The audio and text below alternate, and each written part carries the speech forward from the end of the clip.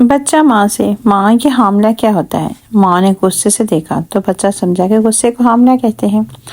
دوسرے دن بچہ اسکول سے آتے ہوئے ایک لڑکی کے اوپر گر گیا۔ لڑکی کی ماں چلا کر بولی، یہ کیا بدتمیزی ہے؟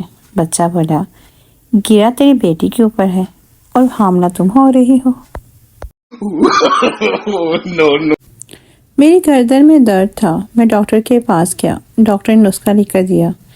جب میڈیکل اسٹور پر جا کر پرچی کھولی تو لکھا تھا، لمبی تار والا چارجر لے لو۔ شادی کی رات سردار اور دلہن کافی دیر سے خاموش بیٹھے تھے۔ دلہن شرما کر بولی، کوئی گندی حرکت کرو نا۔ سردار نے شلوار اتاری اور بیٹھ کر سوسو کر دیا۔ ایک مفتی کا کسی ناچنے والی طوائف پر دل آ گیا۔ لکھوں رات دن کوششوں سے اس کو توبہ طائب کروا کر شادی پر قائل کر لیا۔